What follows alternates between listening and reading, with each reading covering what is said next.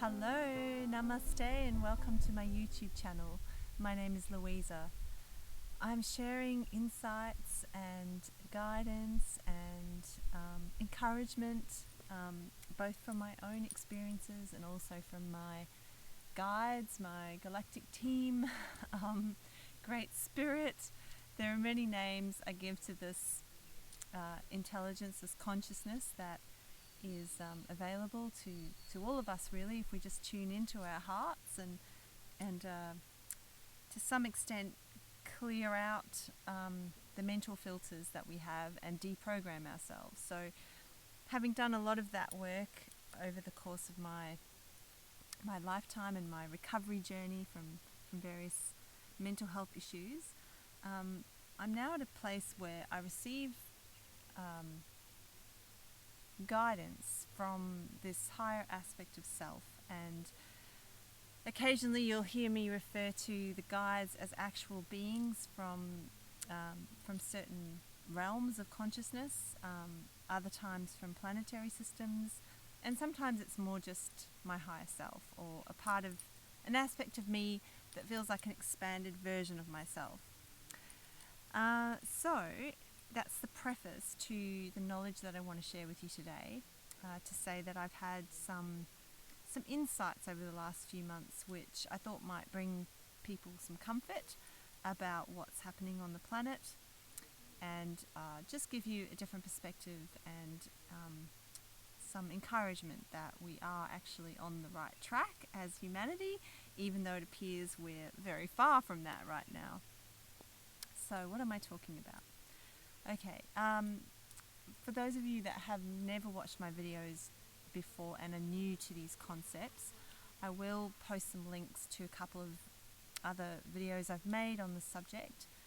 One is called The Gentle Guide to Awakening, and it's to give you a background in this shift of consciousness that's occurring on the planet. And it's been prophesized, foretold. Here in Australia, I have met with elders who have shared this knowledge that was passed down through their ancestors, and apart from that, apart from the Australian Indigenous First Nations people, I'm also aware that other cultures such as the Mayans and the Native Americans, Indians, and probably many more besides, have foretold of this time when we would essentially come together as we would end the game of duality, the game of separation and forgetting who we are and our ties to our galactic heritage. And we would, what is known in the spiritual communities, we would ascend. So we would rise up into a new octave or a new frequency, a new way of being. And this frequency, which is essentially a state of consciousness, is a place of unity and love and grace and harmony and wisdom and forgiveness and compassion. It's a place of things that perhaps some of us never truly believed were possible to attain for humanity, but certainly we would have all dreamt of it. We would have wished it for ourselves. And there's no coincidence that you were born at this time, that you chose to incarnate and be a part of this quite miraculous change, this transition that we're going through. So I wanted to share today a couple of, I guess they're analogies or visual representations of what's happening, which I found really interesting and I haven't heard shared elsewhere. So I feel like when I get an insight from Spirit that's really original, that it's potentially worth sharing. Because a lot of my insights are pretty much exactly the same as many other spiritual teachers. I think we're all getting the same information, which is really beautiful. But my analogies are unique because each of us is unique, and that's the beautiful thing about unity consciousness. We don't have to lose ourselves and become part of like a hive mind or sameness. We still get to be ourselves, in fact more authentically ourselves than perhaps we've ever been. So I'm finding it's a really beautiful process to let go of a lot of my old ways of being and understanding, let go of the old stories, and just sink into, surrender into change. If you can allow yourself to change right now, then you will find this transition period so much easier, because none of us are going to escape it. Some of us will fight it, resist it, not want change, and when you're fighting and resisting, what will happen is your spirit, your higher self, will step in and create distress, uncomfortable situations, to push you out of your comfort zone. And we're all being pushed out of our comfort zone because essentially this is a rebirth. So in some ways it's a painful experience. In other ways it's an absolutely blissful, amazing, magical experience. And it really, you get to choose what type of experience you have as you navigate this change.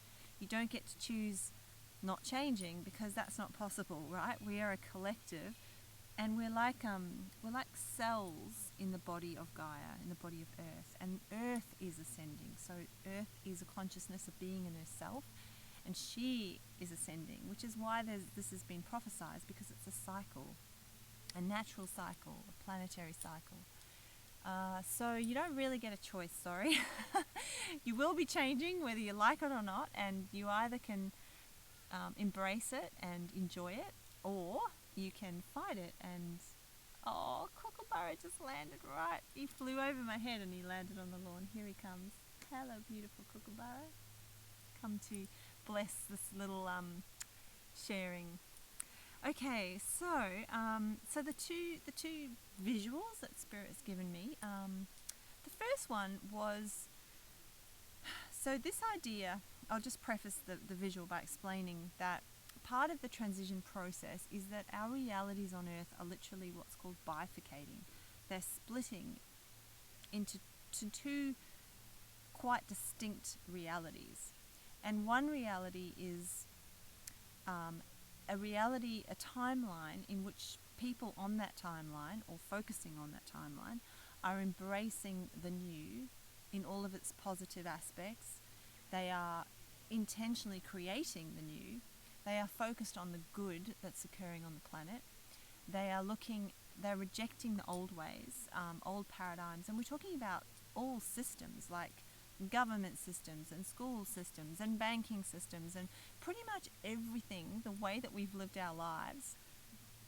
People on the new timeline, or it's called, Magenta Pixie refers to it as the paradise timeline. Her guides call it that. So let's just use that for the moment. Paradise timeline. Those beings are consciously creating it, in tune with it, feeling it. It's actually, they're already existing in it to lesser or greater degrees, depending on their own spiritual evolution and how much they've let go of the old world. In the other camp, and this is very simplified, of course, there's a great big spectrum of people sort of in the middle, but the other camp is essentially people that are investing in and choosing to stay in the old timeline. And these are people who are defending the government, wanting things to go back to normal. We've all of us been affected by what's been happening on the planet the last couple of years. This enormous catalyst which has shook up our entire reality and created the beginnings of this bifurcation. And we're now firmly in this bifurcation. There is a huge polarity between the paradise timeline and the dystopian timeline. Let's just call it that. Because in that camp, if you look down the trajectory of where humanity was heading before we had the coronavirus crisis, most people intuited that it was a dark timeline, okay? It felt like more and more control was being imposed on humanity, more and more ways to suppress us and squash our spirit and take away our human rights. And there was wars and atrocities and environmental degradation and terrible things that all of us knew was not right. It's because it's not aligned with the human template, which is actually a template of love and unity consciousness.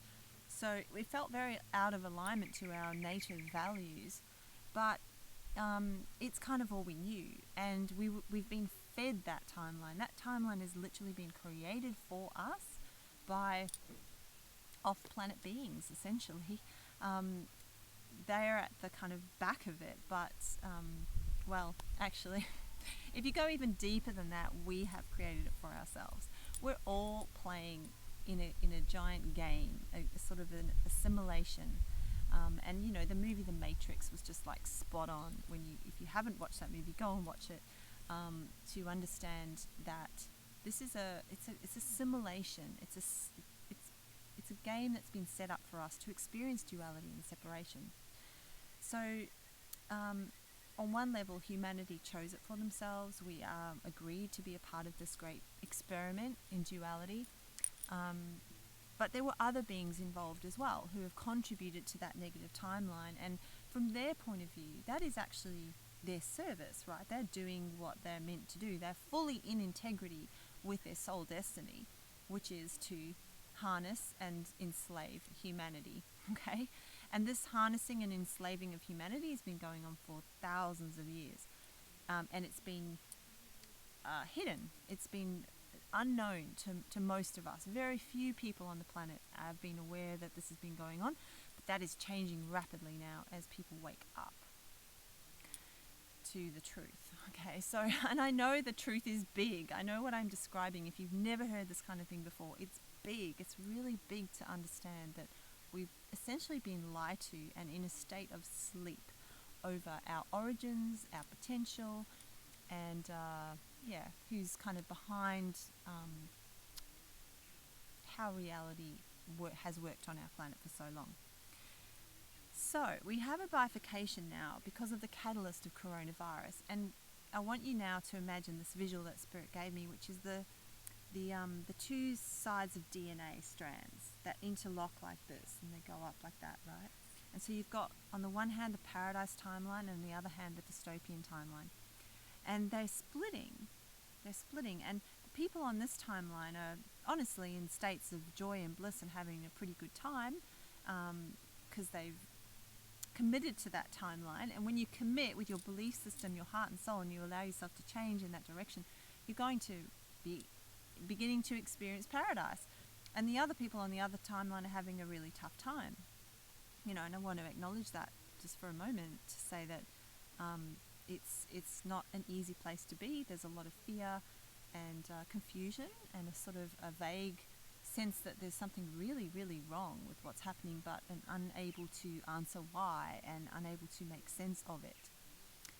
So you've got these two timelines, paradise and dystopia, and what's happening is they're splitting, and then events are bringing them back together again. And so we have these like nexus points where everyone meets. And I would venture to say that there are kind of collective nexus points, such as coronavirus. Like, that's where it started, right? That was the nexus point for all of us to branch out into this bifurcation. But there's also more like localized nexus points where, so I'll give you an example from where I live. I live in an absolutely beautiful part of Australia, which is in a hinterland, sort of near the coast, but up in the mountains, and we have like beautiful natural surroundings around us. And to a large degree, we haven't experienced a lot of lockdowns or mandates, or we've had some, but I've pretty much been able to exist in my little paradise timeline feeling relatively untouched. But when, let's say, for example, the government declare a lockdown for our area, which is like rural and, you know, really peaceful and small populations, when they declare a lockdown, what happens is the timelines create a nexus point, because all of a sudden I'm on my paradise timeline, but I now have to live in a lockdown. So I'm having to experience the dystopian reality. So the dystopian reality and the paradise timeline are kind of merging like that. And what I'm shown with Spirit is not to worry about this, because it's actually a really natural part of what's happening. And every time, see, if the timeline's like we're going like this all the time, these people in the dystopian timeline are going to find it harder to jump across to the paradise timeline, because it just gets further and further away from them. So what happens is the nexus points actually serve to bring us back together, so that people on the dystopian timeline can jump across to the paradise timeline. I know this sounds wacky, right? But we're actually jumping timelines all the time. The quantum field is awash with infinite possible possible timelines. And you yourself can, it's seamless, it appears seamless to you in this reality, but you can jump timelines. I did another video on what timelines actually are, so I'll post that down as well if you want to get a better idea. But we can jump timelines. We don't even know we're doing it, but we are. So what happens is when we reach these nexus points, you could say on the third dimensional level, or the conscious physical reality level, that the beings on the dystopian timeline might wake up at that point. Okay, so the lockdown comes and they're like, hang on a minute, this is really wrong, like something feels off about it, and maybe they just happen to chat to, I don't know, a neighbor when they're pulling out the bins, and the neighbor's like, yeah, I know a bit what's going on and I can let you know. So people get a chance, because everyone's experiencing the same reality, they get a chance to shift over to the new timeline. So whenever we have a crossover point, I'm shown with the paradise timeline, like lots of beautiful lighted beings on the timeline, and so the dystopian timeline, lots of soulless beings in a sense, like kind of, asleep, dark. That's how it's shown to me. And so these lighted beings, as they cross over, all of a sudden it lights up even more. We pick up a whole wave of other people who it's about a deep choice at a soul level to jump the timeline and to be a part of the paradise timeline. And we have many chances to do this every day. The key to staying on the paradise timeline really is to be in your integrity. So you have to tune into what's in your heart, and you have to let that be the guide, and stay in that, and do not let someone else tell you what to do if it's against your values. You've got to make a choice for this timeline, which brings me to the vax. That is a very clear nexus point that comes into people's lives when they get confronted with, say, a mandatory vaccination in order to keep their job. They've then got to make a choice, and it's a clear choice point then of which timeline you're going to choose. So I'm not saying do or don't at all. What I am saying is stay fully in your integrity. Do what's right for you in your heart, because that is your paradise timeline. That's how you stay on it. I'm not really saying that things are right or wrong, but what I'm saying is if you tune into your own deep knowing, you will know what is so-called right or wrong. You will feel it. It will feel like truth. It will also feel expansive. It might bring fear, because you may have to make some very hard changes in your life, such as leave jobs or move or pull your kids out of school or whatever it might look. But allow yourself to change. Allow yourself to flow, really, right? Right now, time is like a rapid, like if time was prior to this great awakening, which really started to gather momentum around the harmonic convergence in 1987. This is a planetary alignment that was very significant in our turning point for this transition to begin. Prior to that, time was slow, like a lake, okay, just sort of, or a very slow moving big river, let's say, but very slow. And time is now comparably like a rapid, like it's just a whitewater raft rapid. It's going so fast.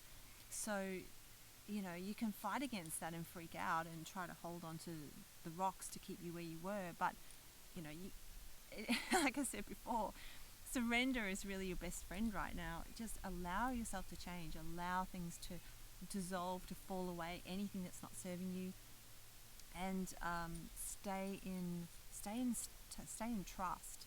Now, to do that, you do have to find that place within, that knowing within, that it's okay. And maybe you call that place within God. Maybe you call that place within your higher self. Maybe you just you might be a very earth soul who finds great solace in connecting literally with Mother Earth, and maybe that's where you find that inner peace. But whatever it is, find it and hold on to that, and then allow everything else to change around you with a sense of trust, because things are changing fast. So that's the first metaphor that I wanted to share, and then the second one, which is relates to the title of this video, which is enjoy the Endgasm. So Spirit was, I hope I can do this justice, because sometimes when I get these messages or downloads, like, I understand them at some really deep level, but I have a lot of trouble translating it into English or a metaphor that everyone else can get. So apologies if this sounds a bit convoluted. But okay, so what I'm showing is one of the primal forces in the universe is, I'm going to call it ecstatic love. And it's the same kind of love, the same kind of bliss or rapture that occurs when we have an orgasm. And that energy, that force, that is the essence of creation, wanting to burst forth with all love and all force and all power, right? You know how, like, orgasms are just all consuming and there's no stopping them.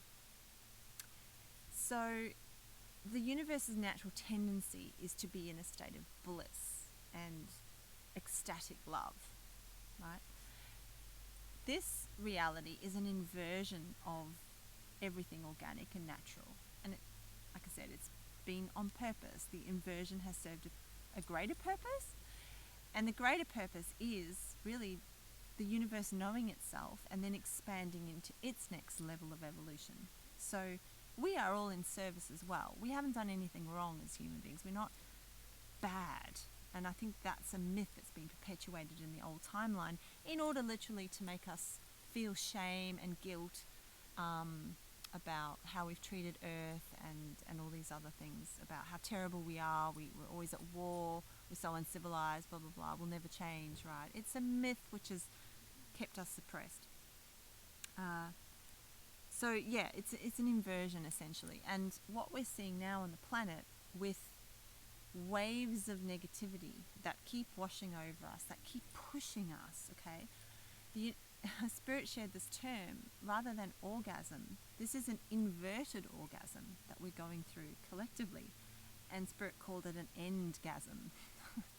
So it's where the crushing pressure of the negativity rather than the pleasure.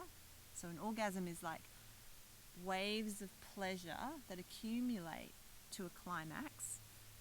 An endgasm is waves of negativity that crush to a point of climax.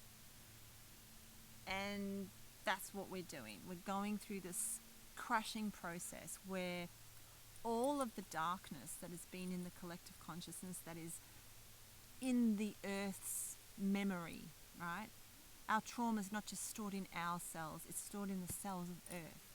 It's stored in the land. It's in the memories of trees. It's in the memories of water. There's so much trauma and darkness on the planet that has to be expelled in order for us to birth our new world. So we're expelling it through this thing called the endgasm. We are pushing the darkness out. We're pushing it out. Every time you see something really evil presenting itself, so dictatorship, tyranny, suffering, when you learn of what's been going on with the children on the planet, the terrible child trafficking that's been happening, every time you witness this evil, know that it is another wave of the darkness that is going to eventually build up so much pressure that there is nowhere else for it to go other than for it to explode into ecstatic love, which is going to be our new earth. So they have, many guides and beings have talked about this over the last few years that I've been following this kind of material. Also, quantum hypnosis therapy has tuned into future selves of people who describe us going through some kind of climactic event. And I believe we're in that event. It's just we haven't reached the climax yet. So that event has variously been described in different ways. I mean, I think it could manifest in different ways, so we can't get hung up on what it has to look like. But one way is a wave of light that blasts the planet, a solar flash, a solar flare. Look, I don't know how it's going to look, and I just know that it will come, and it might not come next year or the year after. I don't know when it's going to come, but I do know that there will be a release And that release will feel as amazing as any orgasm we could ever feel. And we're going through this on behalf of the earth, on behalf of the universe. You know, we're in service here, and it doesn't matter whether you're on team light or team dark, you're still in service. And you know, this is the great miracle that we're watching. It's a huge privilege to not just watch it but be a part of it. We're participating in it. We are it. You know, we're going through this. So yeah, so have faith, and know that every wave of darkness that comes to you is not a sign that things are getting worse. It's a sign that things are being released. And you know this term, the apocalypse, it's now becoming common knowledge that doesn't mean a terrible end of the world. Yes, there are terrible things to be witnessed. For some people, there are terrible things to be gone through, and we can't hide from that. But the word actually means a great reveal, a understanding of truth. And truth is light. You know, so when people say love and light, they're actually referring to the love component, which is the pure feeling, and then the light component, which is truth and information. It's more of the mental, the higher mind understanding. So it's the tuning into the intelligence of all that is that light. And that light is coming to us, which is forcing the darkness to come out, right? So it's almost an ecstatic union, I want to say, between the light and the dark. Wow. So as I feel into that, I'm deeply, deeply at peace with what is happening. And I hope that I can serve to assist you to feel that peace as well. Because remember, your perception is then your experience. And how you perceive what's happening on the planet right now is going to create whether you enjoy it, whether you embrace it, or whether you have a really tough time. And they're both okay. They're just experiences. If that's you, if you're the person having the really tough time, then know that you have so much compassion and love from those other beings. And you know, I'm one of them who've kind of come through far enough my own dark night of the soul to appreciate, honor, and understand how darkness serves. And so, you know, we are here. There's a whole army of angels on the earth right now, people who've woken up. And then there's a whole nother army of angels that are yet to wake. And they will. They will. They wake daily. Another message I got from Spirit, which was really reassuring, was that 1 million Buddhas are being born right now, said Spirit. 1 million Buddhas are being born right now. And what that phrase meant was there are 1 million souls awakening, enlightening. I mean, that's just, wow, that's amazing. I never thought that I would get to witness this years ago. You know, I was one of the people lamenting the state of the planet, and now I understand how it's all making sense and how everything is interconnected and everything is really serving us. So trust it, trust the process, trust yourself. You know, if looking at the world is overwhelming, my best advice to you is to just tune into your world and worry about your world. Worry about creating the perfect world for you. That's your job. Okay. So I know my card is just about to run out. It keeps failing on me, so I'm going to let it go there. Thank you so much for listening. I really appreciate you, listening. That's why I make these videos. So much love to you. Blessings for your journey. Namaste.